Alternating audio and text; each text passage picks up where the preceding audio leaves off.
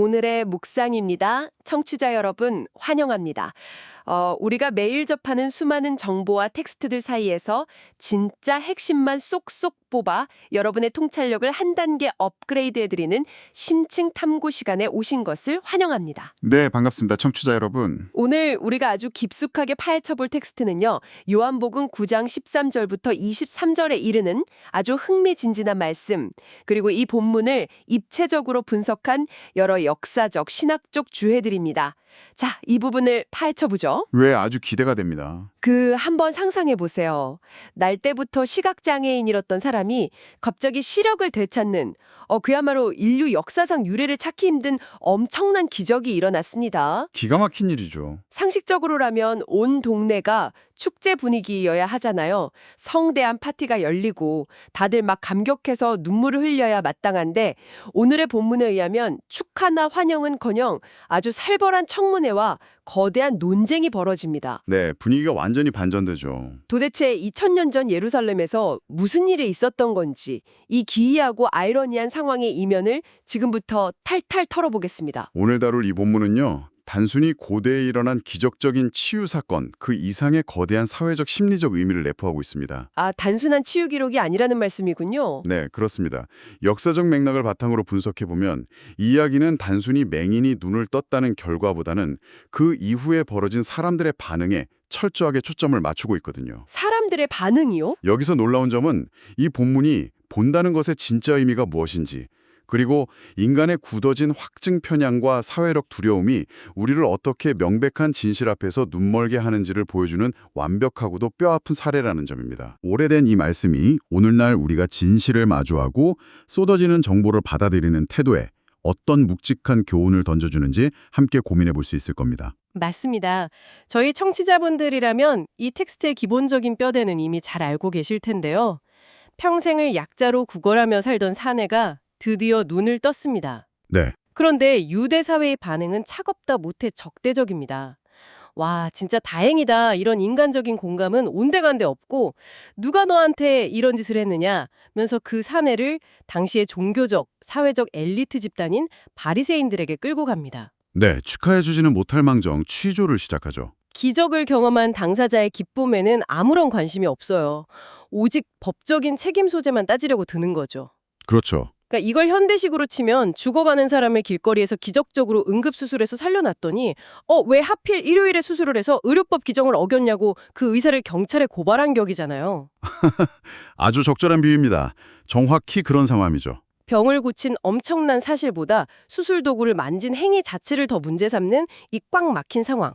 도대체 이들은 왜 이렇게까지 분노했던 걸까요? 그 분노의 핵심에는 바로 유대 사회를 지탱하던 거대한 기둥, 안식일이 있었습니다. 안식일? 문제가 된 것은 이 경이로운 기적이 일어난 바로 그날이었습니다. 말씀이 증언하듯이 예수님이 흙을 침으로 이겨서 맹인의 눈에 바르신 날이 하필이면 유대인들이 목숨처럼 지키는 안식일이었거든요. 하필 안식일이었군요. 그런데 진흙 좀 바른 게 그렇게 큰 문제인가요? 당시 유대교의 율법 해석서인 미슈나를 보면요. 안식일에 금지된 39가지의 노동 규정이 아주 촘촘하게 기록되어 있습니다. 39가지나요? 네, 그중 8번째 항목이 바로 반죽하는 행위입니다. 반죽하기. 침을 뱉는 행위 자체나 흙을 만지는 것은 직접적인 노동이 아닐지라도 침과 흙을 섞어서 진흙을 반죽하는 행위는 명백한 율법 위반, 즉 범죄로 간주되었던 겁니다. 와, 그러니까 그 39가지 금지 조항 중에 반죽하게 딱 걸린 거군요. 맞습니다. 바리새인들의 렌즈로 세상을 보면 한 사람의 저주받은 삶이 송두리째 구원받았다는 경이로움보다 누군가 감히 안식일의 세부 규정을 어겼다는 법리적 사실이 훨씬 더 불경스럽고 위협적으로 다가왔던 것이죠. 진짜 본질은 놓치고 껍데기에만 집착하는 모습이네요. 그렇죠. 그런데 제가 오늘 본문에 살펴보면서 정말 소름이 돋았던 부분은 바로 이 지점에 나타나는 완벽한 대조입니다. 어떤 대조를 말씀하시는 거죠? 맹인이었던 사내는 그 논란의 안식일에 처음으로 눈을 떠서 창조주가 만든 경이로운 세상을 육안으로 보게 되잖아요. 네, 그에게는 역사적인 날이죠. 평생 어둠에 갇혀있던 그에게는 그날이 진정한 의미의 안식이자 해방이었을 겁니다. 물리적인 시력을 얻었을 뿐만 아니라 시간이 지날수록 자신을 고쳐준 분의 진짜 정체를 깨달아가는 영적인 시력까지 얻게 되거든요. 아, 영적인 시력. 아주 중요한 포인트입니다. 반면에 바리새인들은 어떤가요? 정확히 그 지점이 이 본문이 가진 신학적 천재성입니다.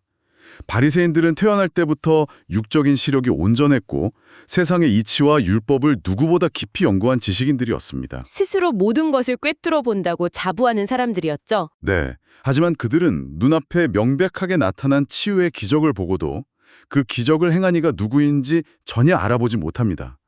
오히려 자신들의 알량한 지식과 규정에 갇혀서 진실을 정죄하기 바쁘죠. 눈은 뜨고 있지만 사실상 장님이나 다름없네요. 사실상 영적인 맹인이나 다름없는 끔찍한 상태인 겁니다.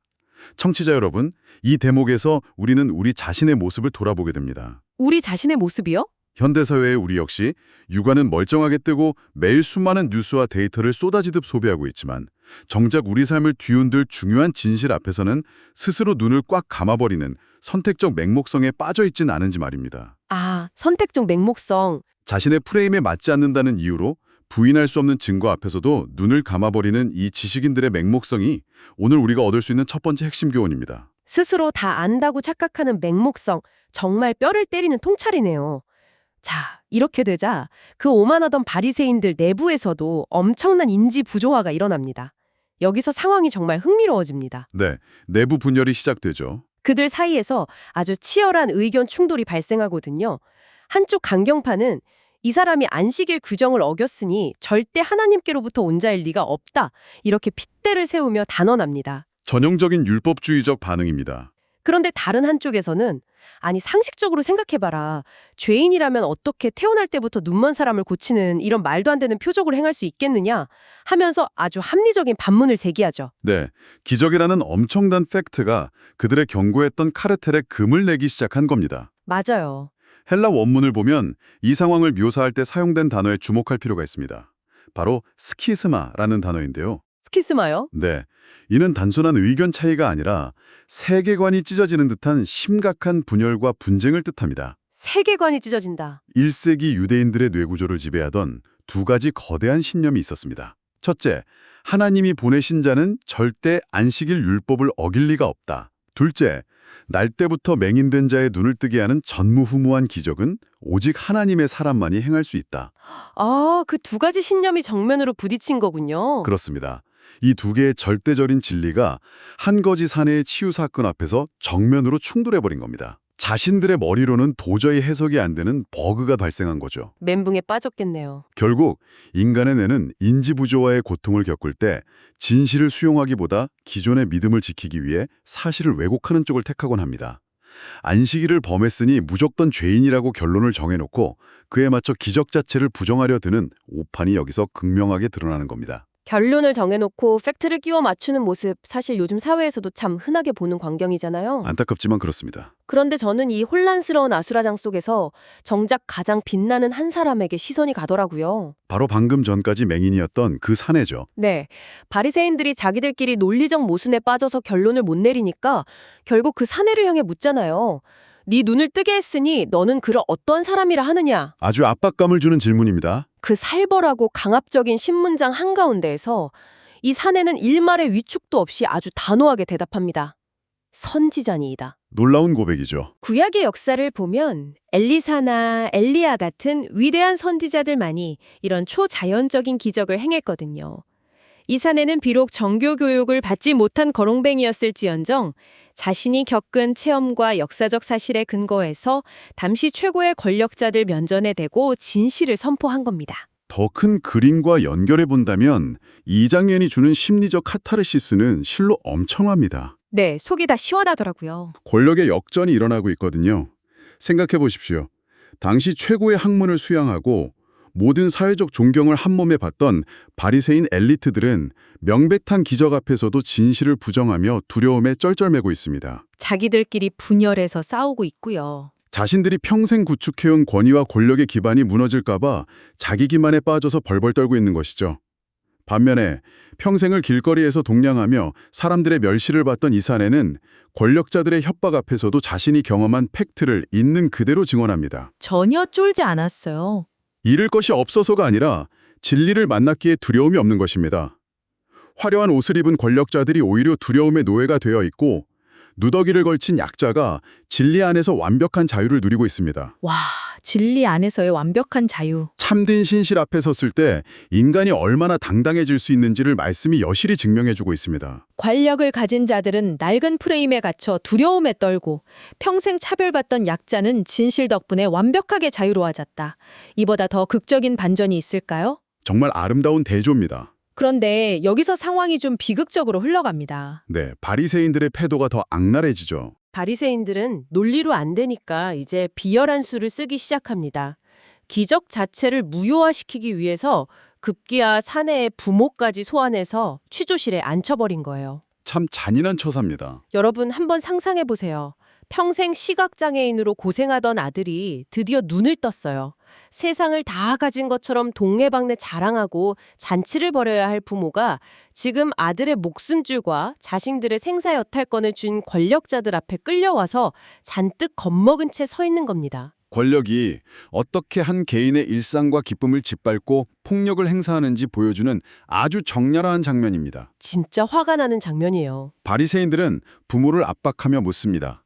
이 사람이 날 때부터 맹인으로 났다 하는 너희 아들이 맞느냐?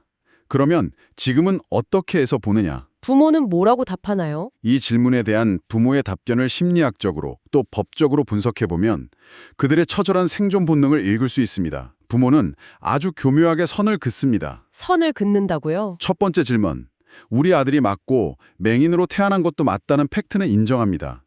이건 동네 사람들이 다 아는 사실이니까 부정할 수가 없죠. 빼박 팩트니까요. 그런데 두 번째 핵심 질문, 어떻게 보게 되었는지 그리고 누가 눈을 뜨게 했는지에 대해서는 철저하게 모른다고 잡아댑니다. 아들을 고쳐준 은인인데 모른다고요? 네, 그러면서 이렇게 덧붙이죠. 그가 장성하였으니 그에게 물어보소서.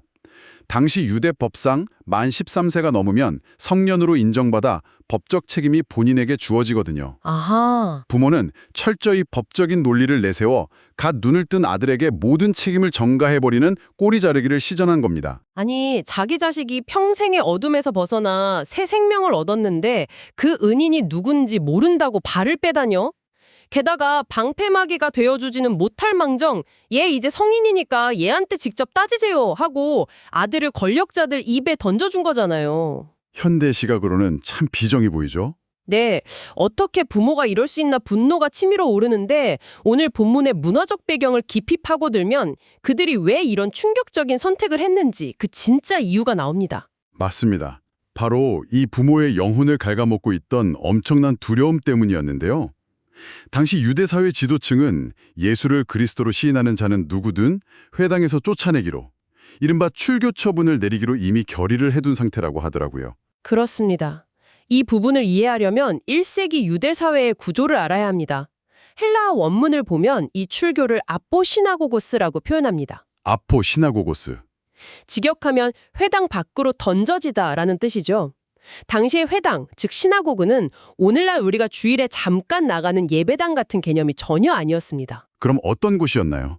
유대인들에게 회당은 종교적 중심지일 뿐만 아니라 자녀들의 학교였고 마을의 재판소였으며 경계활동이 이루어지는 시장이자 모든 인간관계가 거미줄처럼 얽혀있는 커뮤니티의 심장이었습니다. 삶의 터전 그 자체였군요. 이런 곳에서 아포 시나고고스, 즉 출교를 당한다는 건 어떤 의미일까요? 단순히 교적부에서 이름이 지워지는 게 아닙니다. 이웃과 말도 섞을 수 없고 물건을 사고 팔 수도 없으며 자녀를 결혼시킬 수도 없는 말 그대로 사회적 인맥과 경제적 생명줄이 완전히 끊어지는 가혹한 사회적 사형 선고였습니다. 와, 사회적 사형 선고. 오늘날로 치면 업계에서 완벽하게 블랙리스트에 오르고 전 재산이 동결되며 모든 지인이 내 연락처를 차단하는 캔슬 컬처의 가장 극단적인 형태라고 볼 수 있죠. 캔슬 컬처의 끝판왕이네요. 설명을 듣고 나니 부모의 심정이 아프지만 이해가 가기도 합니다. 그렇죠. 아들이 눈을 떠서 너무나도 기쁘지만 만약 여기서 아들의 은인인 예수님의 편을 들었다가는 그 즉시 온 가족이 길거리로 나앉고 사회적으로 매장당할 위기였던 거잖아요. 생존의 위협을 느낀 겁니다. 결국 이 부모는 진실을 명백히 알고 있고 심지어 그 진실로부터 엄청난 혜택과 은혜를 입었음에도 불구하고 자신이 가진 알량한 기득권과 평온한 일상을 잃을까 두려워 침묵이라는 비겁한 생존 방식을 선택한 거군요. 바로 그 지점이 오늘 말씀에서 도출되는 두 번째 핵심 교훈입니다. 두 번째 교훈이요? 이 부모에게 예수라는 존재는 그저 내 아들의 불치병을 고쳐준 고마운 은인일 뿐 나의 전 존재와 모든 기득권을 걸고 따를 만한 진리의 주인은 아니었던 것입니다. 진리의 주인이 아니었다. 역사적인 맥락을 한꺼풀 더 벗겨보면 이 요한복음이 기록되어 읽히던 시기는 1세기 후반이었습니다. 네네. 당시 초대교회 성도들은 얌니아 회의 이후 유대교로부터 실제로 가혹한 출교 조치를 당하고 있었고 로마 제국의 피반함 나는 핍박 한가운데 살고 있었습니다. 목숨을 걸고 신앙을 지켜야 했던 시기였군요. 저자 요한은 이 부모의 비겁한 침묵을 텍스트의 중심에 배치함으로써 자신의 이익을 위해 진실을 왜곡하는 종교 엘리트들의 악함도 비판하지만 동시에 경제적 불이익이나 사회적 고립이 두려워 진실을 알고도 입을 닫아버리는 다수의 침묵 역시 얼마나 치명적인 비극인지를 당대 성도들과 오늘날 우리에게 아주 뼈아프게 경고하고 있는 것입니다. 그렇다면 이 모든 것이 의미하는 바는 무엇일까요? 오늘 우리가 던져야 할 질문이죠.